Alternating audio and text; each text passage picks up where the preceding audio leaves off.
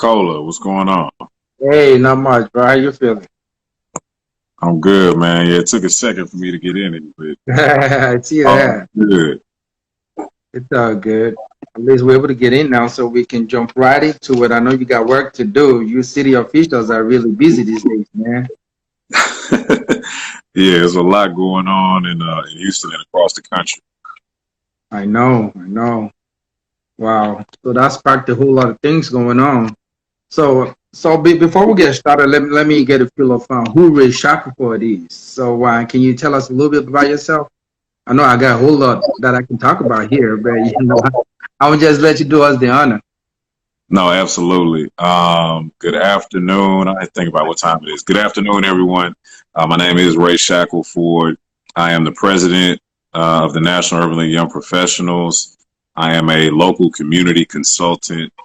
Specifically, right now, working in the areas of the census, voter engagement, civic engagement, but also I serve on the Houston Housing Finance Corporation, formerly a member of the Independent Police Oversight Board, which will be relevant to our conversation today. Also, native Houstonian, been here majority of my life outside of going to college. So happy to be here and been with Kola and Afrocentric TV for some time over the last few years now. Right. Back in the days when we're still Vineyard TV. Yes, sir. You're holding it down with the fresh perspective, right? Absolutely. With the Didion. Well, we missed that girl so far. I know she's working on something for us. Awesome. So you as a city official now, we're gonna come back to that towards the end, right? But there was this show you had on Synergy Radio Network, which is Agent of Change, which was one of the main reasons why we have to have you on our talk show today, just to talk a little bit about all these things going on as regards the protest, the Black Lives Matter, the All Lives Matters, the COVID-19, and all of these things. So, can you tell us a little bit about what that radio show was about, the Agent of Change? Yes. So a few years back, we had a show called Agents of Change, and that was on Synergy Radio. And essentially, what we did on that show was talk about different things as it relates to community, political, social issues. But it was very much centered around giving people things that they can do to get active and bring about change on their own. And so, not just having a conversation around voting, but telling people how they can get deputized, for example, here in Harris County to register people to vote. And so, giving them substantive things to do to help move the needle in their own way. And that was what we did with that platform, while also discussing different social or pop culture things that may have been relevant to the Black community as a whole. Wow. So, and how did that go? I know you no longer do radio now, but how's that going, or how did it go? Oh, it went very well. We did the show for about 18 months. I've actually had some of the former producers reach out to me trying to get me to go back on the radio. Just time and everything has not permitted for me to do so. I can imagine. Yeah, right now I'm actually doing a podcast for the Houston Area Urban League, and that's centered around their programs and services that they do here in the community, but also addressing relevant topics and things that pertain to the Black community and the community that we serve. Because within the Houston Area Urban League, they don't just serve Black people. Primarily, it is more need-based necessarily than race-based. But we definitely have a strong footprint here in Houston in the Black community, especially nationally. When we look at our history of the National Urban League as it relates to the Black community. So, Ray, tell us about this Holly. I know you're the national president for the Houston Area Urban League for young professionals. And I think you became the national president, correct? Yeah. So, if you will, please let us understand what it is that Houston Area Urban League stand for and what y'all do. So, yes, the National Urban League was established in 1910. It is the second oldest civil rights organization.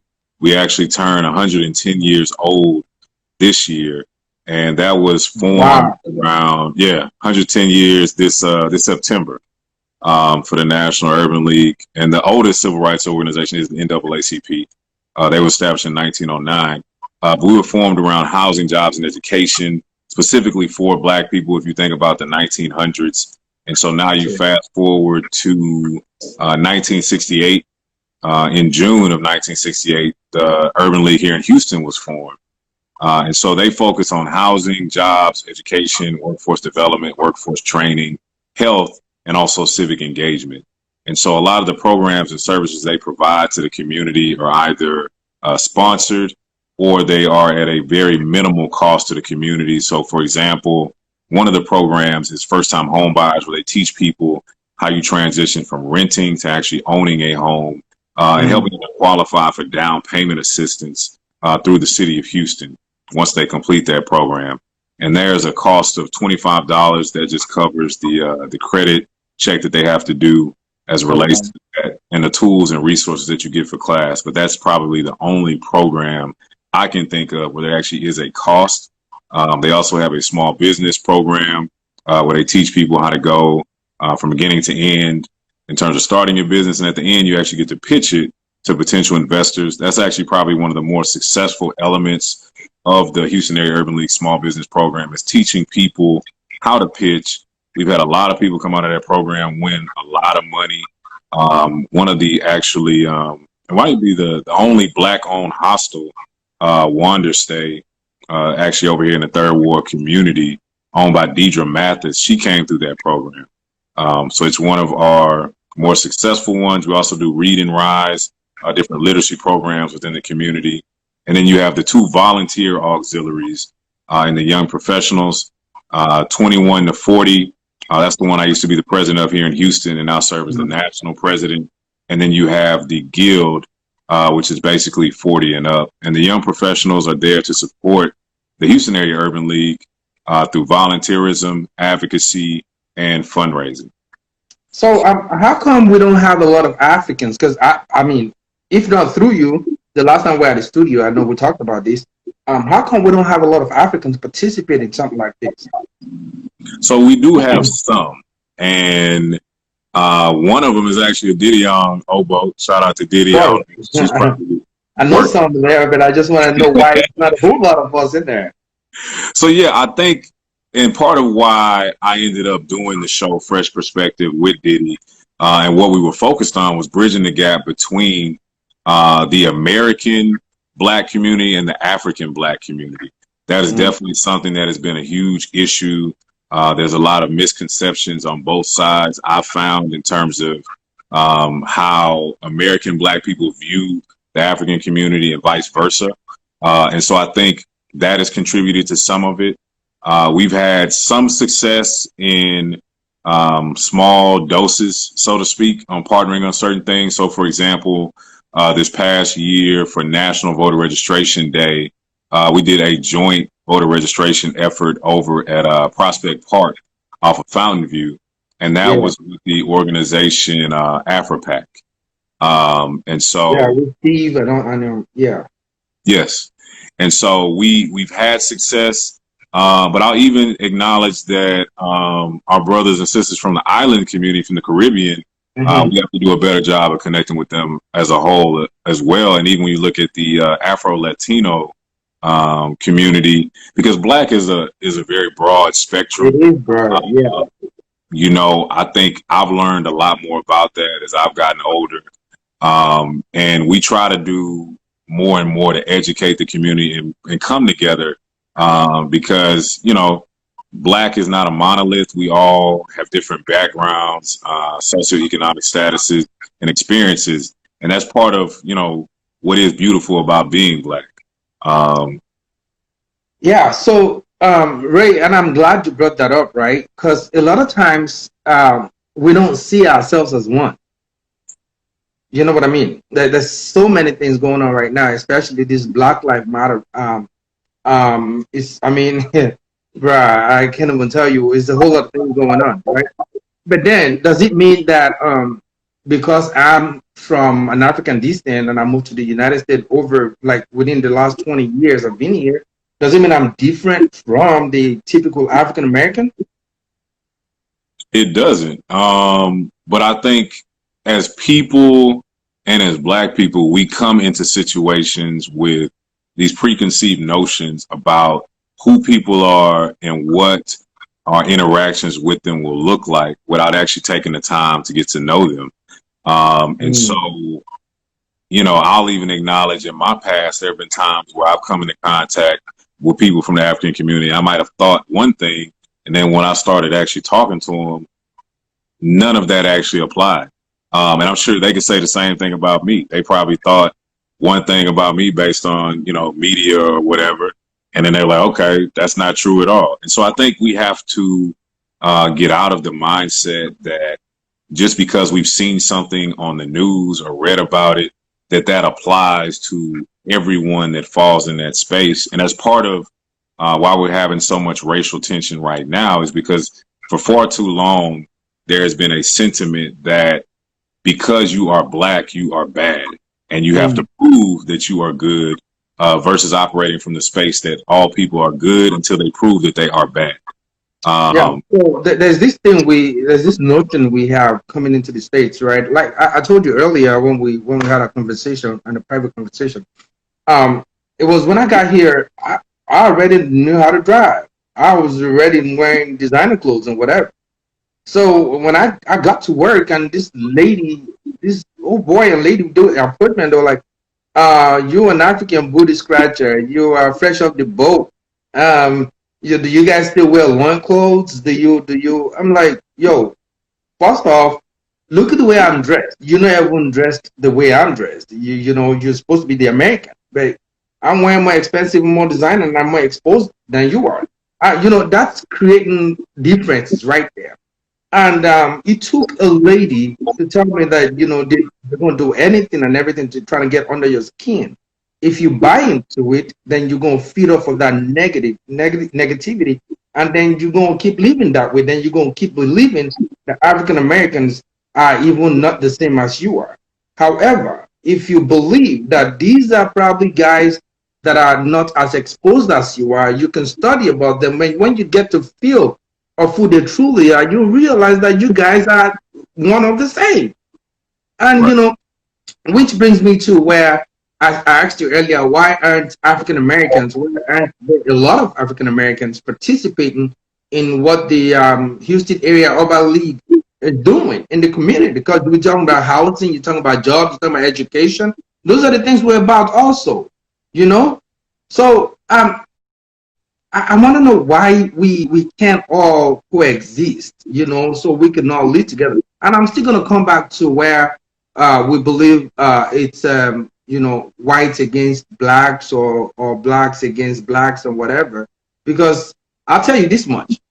When my first job in this country was given to me by a white dude. He was my manager at the time. He pushed me so hard, not in a negative way, but he encouraged me. Pushed me so hard that within the first two months of starting a job that I have no idea what I was going to do, trained me through orientation, and he gave me that opportunity to step up the ladder. Less than 2 years going in, I became the manager. I took his position at this same job. Guess who did it? He walked me through it. He navigated my way through it and gave me the note that there's something about you. There's a willpower that you have that I don't see in a typical American, that I think you can do this. And he pushed me. And I got there. So it was a white guy that did that for me. Should I then say all white? And I have a lot of other testimonies. And I have negative ones as well. Does that mean all whites are bad? Does that mean all blacks are bad? And I've had great, tremendous relationship with African Americans as well. Some people like you, someone like you. I don't have to say people like someone like you. You know, should I then say that blacks are bad, or is it black on black, or is it white on black, or whatever? I just wanted to know why there has not been that relationship, that solid relationship where we can all come together and forgetting that, you know, this is our race, this is our fight. We need to come together to pull things together and put resources together to bridge the gap, you know, between the African community here in the United States and the African American community, as well as those in Africa.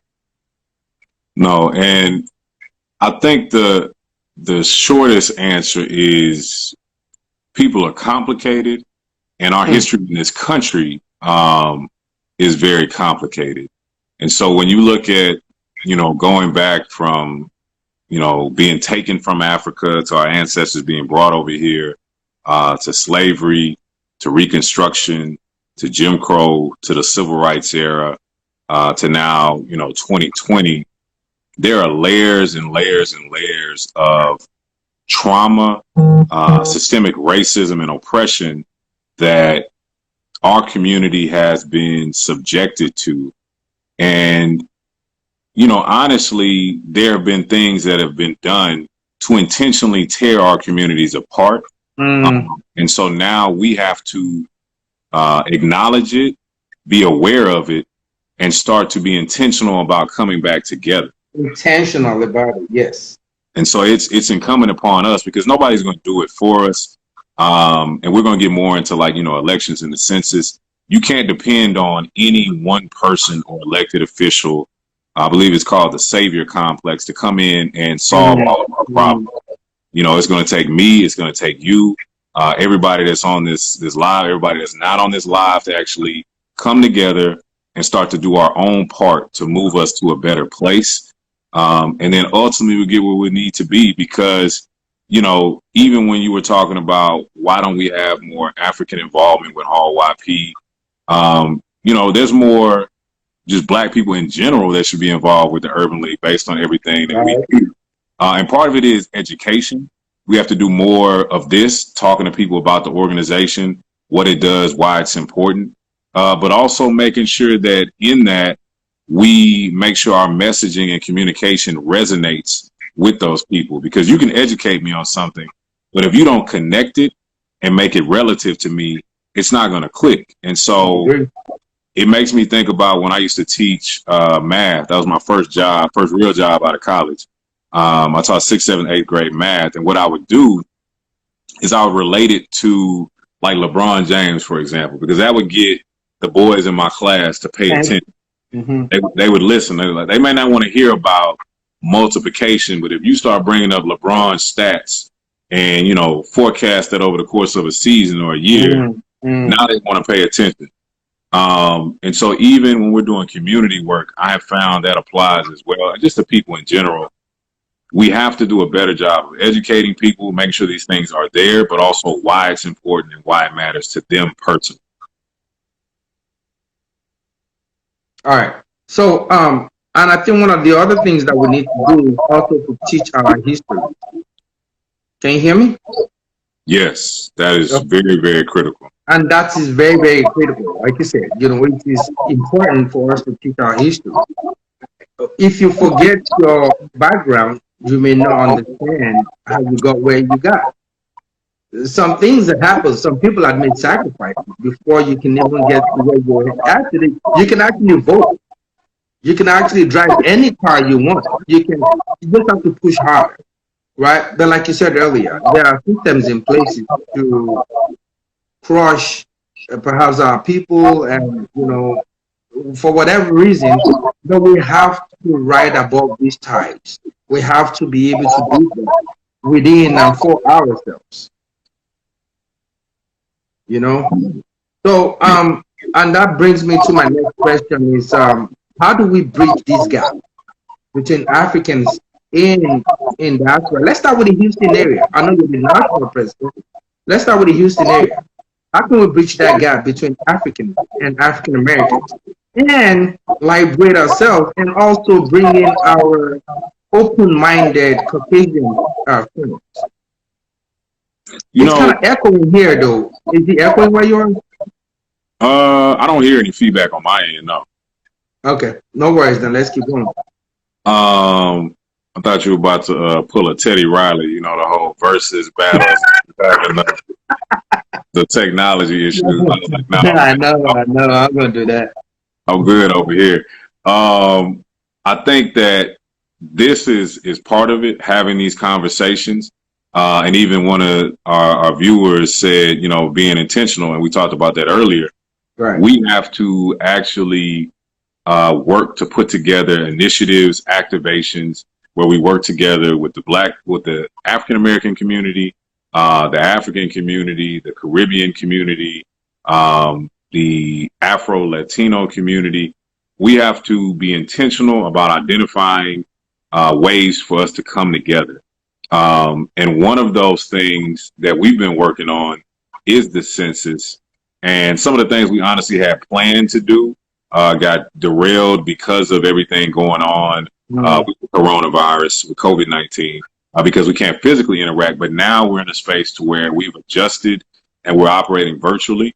So I think there is a means and an ability to come together in a virtual space where we start to educate people on the spectrum that, you know, Black people lie on, and that it is a broad spectrum, but also start to talk about, like you said, the history, to clear up some things in terms of what is the reality versus what is perceived or what has been taught when you're talking about wrong information or misinformation. But then also being solution oriented, you know, not dwelling on, you know, problem. Yes, on indifferences, things like that. Very much focusing on how do we solve these things? How do we move forward together? That's ultimately how we're going to get to where we need to be. And if people would think more along those lines and through that lens, we would be in a much better place as a community, as a city, and as a people. I agree, and I think one of the ways you guys are already going is, I'm not sure if you're still on this board, but one of the ways you guys are, you know, going about it is with the Houston City Council, the Independent Police Oversight Board, the IPOB, right? Can you give us a little insight on that? You know, because I know you used to be sitting on that board, right? Yes. So before your appointment. Right. So I was appointed to the Independent Police Oversight Board in, I think it was September or October of 2016. And for those that don't know, the city of Houston has a citizen review board that was renamed the Independent Police Oversight Board. And what it does, if there is a use of force case or some type of complaint, police brutality, verbal abuse, if a police officer, let's say HPD, spit on you, or if they, you know, threw you up against a car and you filed a complaint, those things go to internal affairs for the police department, and they assess it. But then it also then goes to the Independent Police Oversight Board. They have 4 panels, A, B, C, and D, and they rotate every week and look at cases. So let's say, God forbid, you know, somebody gets killed by an officer today. That is going to go to one of those panels to review the case. And if there's body camera footage, they would also look at it.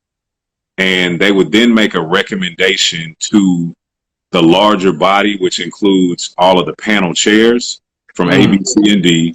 It includes the mayor, Sylvester Turner, our police chief, Mr. Acevedo, and then it would also include the council person who's over public safety, which, forgive me, I don't know who that is currently. But then they would make a decision as it relates to what recommendations I may have made as a panel member. And that's where I guess a lot of the frustration is, because they don't have any teeth, so to speak. Like, there's no subpoena power. If they wanted to say, call in an officer to have him actually speak to what happened, or, you know, take some type of punitive action, they can't do that. You can't do that. You have to review the actions, and then you leave it for to the mayor or the chief of police to make that decision based on that. Right, exactly. And so that has been a huge issue, because right now we just had, what's today? Today's Thursday.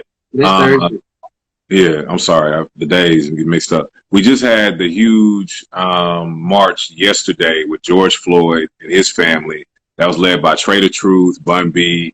I think we had a record like 60,000 people. And there have been demonstrations in all 50 states across the country due to police brutality.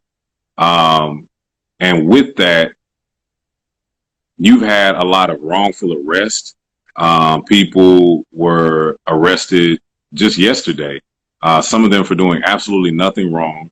And so people are beyond tired, beyond fed up. When you think about George Floyd, Ahmaud Arbery, Breonna Taylor, Sandra Bland, and I could literally say names for the next 30 minutes. And those are just the ones that we know about.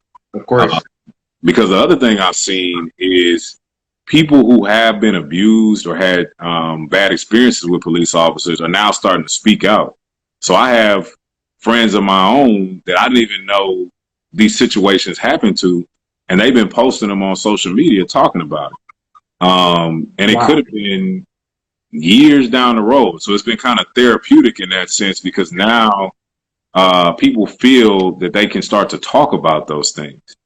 And the most recent thing I've seen is the conversations around defunding police departments. And what they mean by that. What was that about, though? What they mean by that is looking at police department budgets and taking money away from it and reallocating it to other programs in the community. So, for example, I have some friends, some of our YPs, the Urban League in Austin. They were looking at the budget for the Austin Police Department, and it was like $434 million and took up like 40% of the city budget, which is crazy. Huge. And you think about, you know, parks, roads, all the other things that a city needs to operate and function at a high level. You know, there's some real serious questions that need to be asked about what that money is going to, and is it really necessary to be spent? Because we have not seen, at least to my knowledge, any correlation between spending a lot of money on police and positive outcomes for a community. And because can some of this money, however, be allocated to educating the citizens on what their rights would be, and also teaching them on preventative methods to, you know, just ways to avoid being killed? You know, because a lot of us feel like it is my right to do this, it is my right to do that. But when you approach a police officer, you could be in a very, very aggravating way, and then this person feel like, hey, why are you charging me up? And they feel like they have to do something about it. But if people are, you know, educated such that they understand that this, if they do this kind of thing, they can get the police aggravated or charged up, where the police will pull something out of them. Can some of these funds be allocated to things like that? Because you know, this power, man. It's going to vary from city to city based on how that charter is written and how they're structured. So, like, Houston is a strong mayoral city. Mayor Turner has a lot of power, versus Austin. Their city structure is not exactly the same. And so the processes that they may go through to change that budgetary item is not the same as it would be here in Houston. So when you're talking about education, these are things even I've had to read about and learn as somebody who's involved in the community. So when you're talking about, you know, your everyday person, there's a lot of things that we don't know about how our systems and structures operate. And I would argue, with that same word, that a lot of it is intentional. They don't teach people about a lot of these things because they don't want them to know. And so it's very incumbent upon us to do the legwork to get the information out so people know. For example, on Tuesday, they had city council, and you had a lot of people speaking up about the city's budget here in Houston in terms of what is allocated to the police department. And I want to say for the city of Houston, it might have been almost $1 billion. I know it was like 900 million. I'll get the figures, but and that's public information. Anybody can look that up. So that's the other thing. A lot of these things are a part of the what is it? The public access and I can't remember the exact term, but that you have the ability to access these things. And they are on the city website, right? Yes, City of Houston website. You can find that budget, the breakdown. But people were speaking out to make sure that their voice was heard about, why are we spending so much money on police? This money needs to go to this, it needs to go to that. And so it's going to be some very interesting conversations that are taking place in the coming days, weeks, and months, and even for the state of Texas, because we have our thank you, the Open Records Act. Open Record Act, huh? I couldn't remember what it was. The upcoming legislative session in 2021, we have to make sure we're prepared and are going to the state capitol to testify on law enforcement, police departments, how they're funded, and what we as a community want the money to go to. Because it's not just voting, that's one part of the process, but it's actually showing up and speaking out on what it is that you as a taxpayer want to see done with the money in your city, your county, your state, and in your country. Man, there's a lot going on, with working with the mayor's office. But anyway, there's a lot of going on right now regarding the racial tension in the country. Like you mentioned earlier, it was about George Floyd, and a lot of people came out to protest. Some peacefully, a little vandalism here and there. We noticed also that some of these vandalization is done by people that are not even black, right? Even some are done by police officers themselves. And then, we keep wondering, what's in it for them? Why are they encouraging it? If you want to join us in the march, we'll say we're protecting peacefully, but you're encouraging violence. Why? So I'm glad you brought that up. And I've seen a lot of different reports about it, because you have the majority of people who are peacefully protesting. You have some instances where, honestly, police officers are agitating the protesters, whereas we have seen they've shown a great deal of restraint, even most recently up in Michigan, I believe, and Milwaukee, where you had white protesters with military-grade assault rifles, yelling at police, saying God knows what, because they wanted them to open the state back up as relates to COVID-19. Yeah. And there were no incidents with those officers, where we see time and time again where black people are protesting. There's always a casualty, whether it's somebody getting arrested, or we've even seen instances where people have gotten killed or harmed through these protests. But as you mentioned, there have also been infiltrations by neo-Nazis showing up to these protests.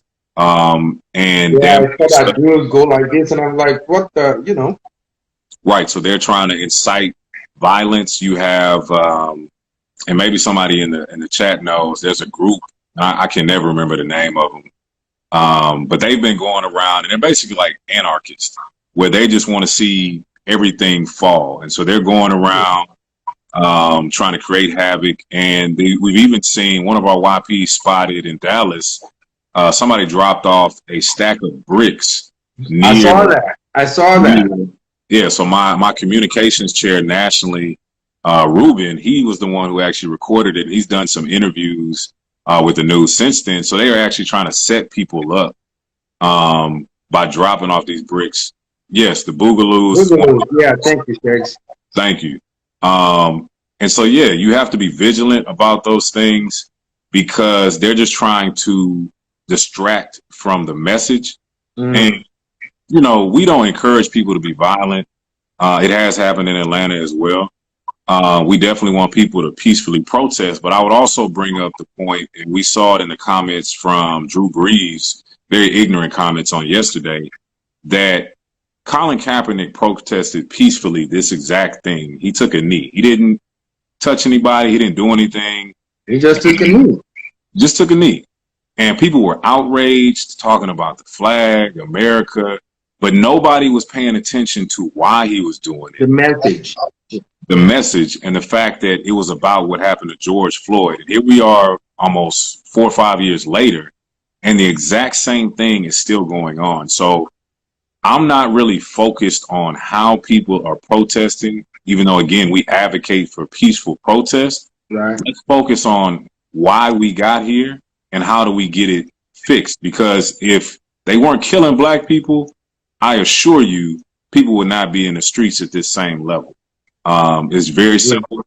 Stop killing black people, and then we can go back to try and figure out a solution to some of these other problems that we need to address in communities as well. And one of the ways to go about that is going to the polls. Yes. Make sure you vote. Like, was it yesterday? Tuesday was Black Tuesday, right? Blackout Tuesday and stuff. I wrote on my page, and I was like, you know, I hope this Blackout Tuesday is good. You're going to get the message why there has to be a Blackout Tuesday. It was in some cities and in some states across the United States. That was the day for their primary elections. You know, take the same energy you're protesting with, take it to the polls. If you don't like something, re-elect somebody that will make that difference, that change that you want, that you anticipated. You know, take it to the polls. Make sure you vote. So let's talk about voting and also census at this point in time, because from census, we're going to go back to the Houston housing programs, right? But before then, though, let's touch on, while we're still talking about the protesting, coronavirus. People are out there still protesting, right? And they're not very mindful of keeping themselves safe at this point in time.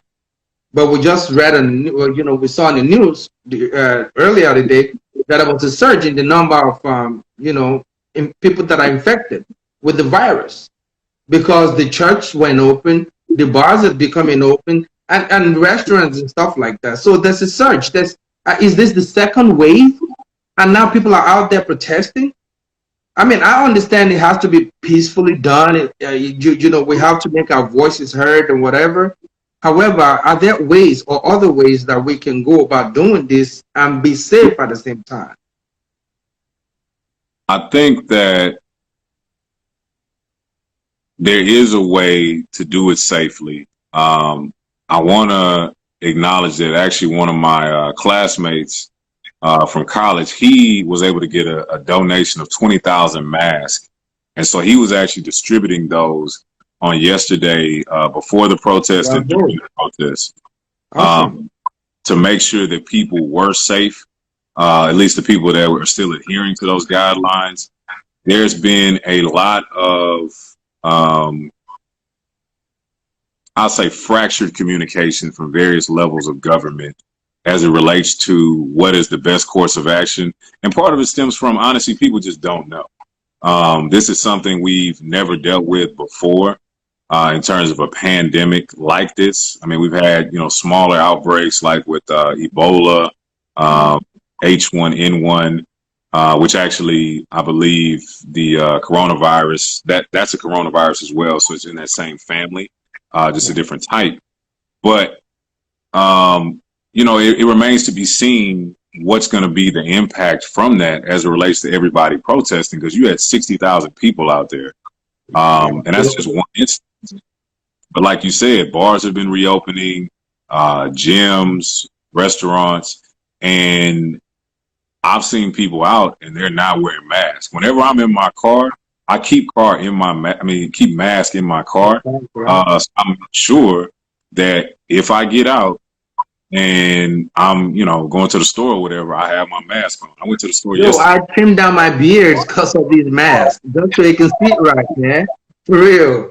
No, and that's actually good. I didn't cut mine because I cut it down just because I was tired of dealing with it. But no, that is a good point because it makes it more difficult to wear the mask depending on how long your facial hair is. Right. They just released an article in the Chronicle yesterday talking about the zip codes that have been hit the hardest here in Harris County by the coronavirus. Texas has been one of the worst states as it relates to testing. We have finally got a decent amount of testing here in Houston and Harris County. So we definitely want to encourage people to go get tested because part of the reason is you could be asymptomatic. So my brother-in-law, he actually tested positive for coronavirus, but he was asymptomatic. And so he self-quarantined for 2 weeks.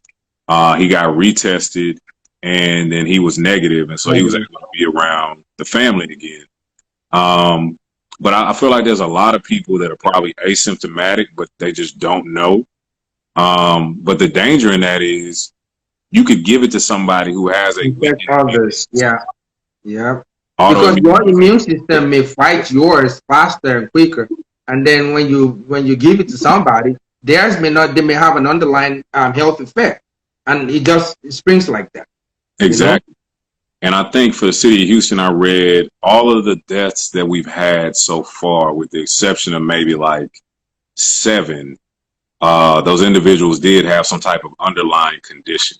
So you can still potentially die from it, even if you don't have underlying conditions. But those are the main people, at least from what I've read, that are at risk. But people need to just be more mindful. Just because you don't have underlying diseases, who could you potentially put it in harm's way because you're being careless? So we definitely want to encourage people to get tested, continue to wear masks, physical distance.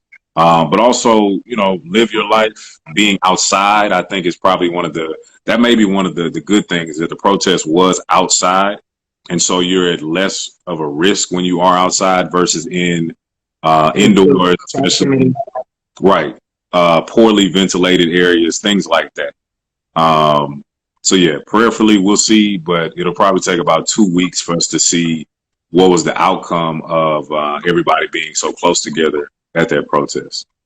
So next, we're going to talk about census and voting, and I want you to work this around what you guys are doing in your office, which is the Houston Housing Finance Corporation, which is the HHFC, right? So can you bring us into what you guys do in your office and how you're trying to encourage us to vote, and why it is essential that we vote and get counted so we know what's in our community? So yes, voting is extremely critical. And, as we started out from the outset, there is no one cure-all.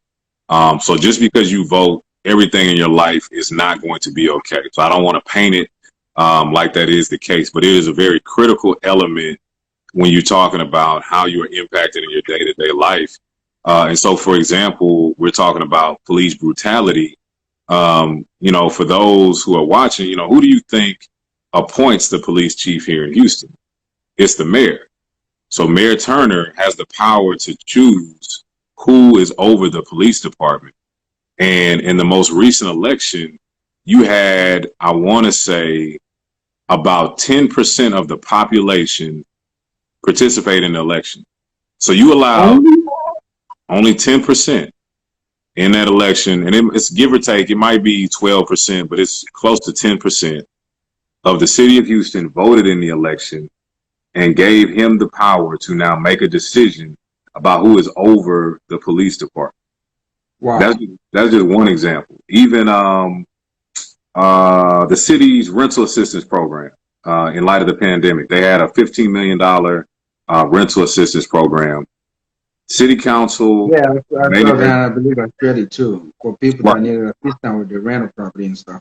Exactly. City council, the mayor, those are the people that make the decisions about what type of relief programs and how much money they're going to allocate to these things.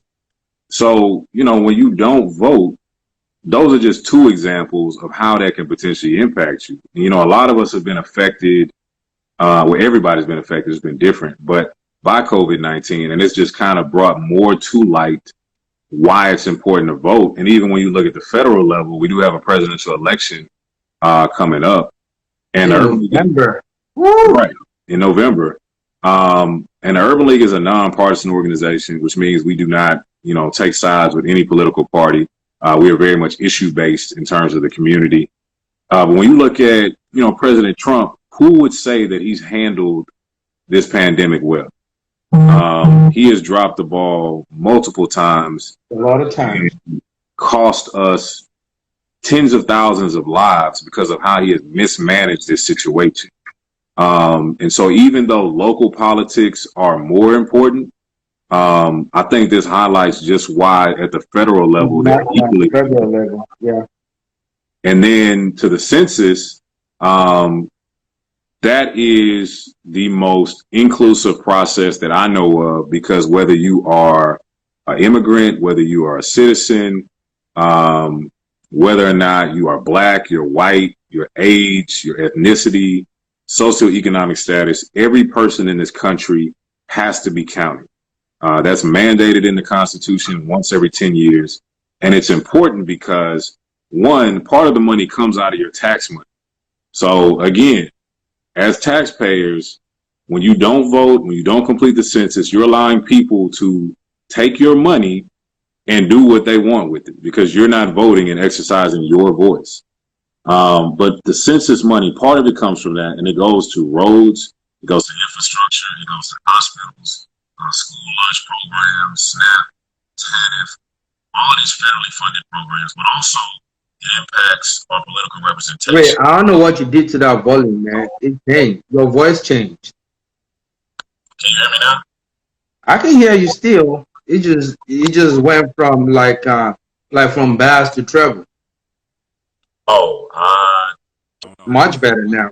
It came back. Okay. But it also impacts political representation when you're talking about the reapportionment process. So what they do after they count the census is they reallocate how many representatives each state gets based on population. Texas is right along with California and New York when you're talking about population count. You probably also put Florida in there. But we were projected to get another 3 to 4 representatives based on our population. But if people don't participate, okay, so that's how they determine how many representatives going to be on the table representing your state or your constituency.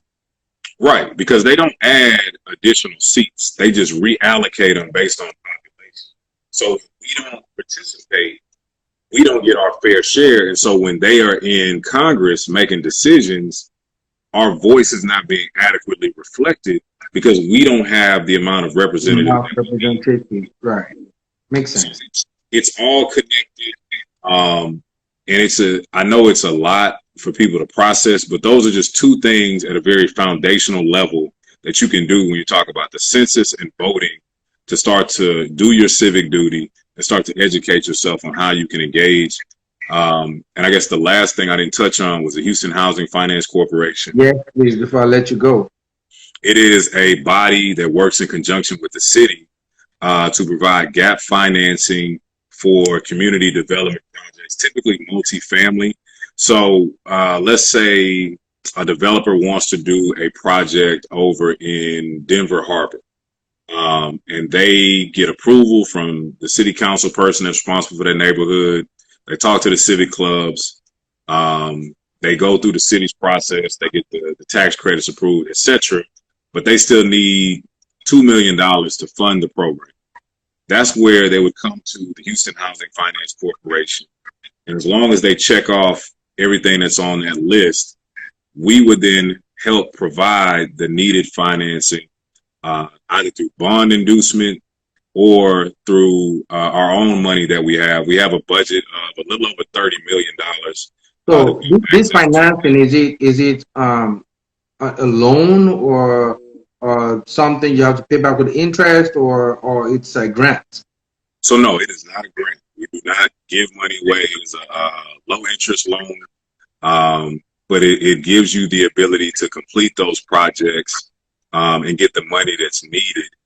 And it doesn't put you in a bad financial position because it's projects that the community wants to see and the developer wants to see. So it's important for more Black people to get involved in development because we can't go to developers and say, we want you to build this. They have to already want to build it. Yeah. And we just make sure that they're putting quality products in our communities and they're not raising the prices so much that it drives the tax base up and drives people that have historically been out of the community when you start talking about gentrification. So just making sure that whole process is done.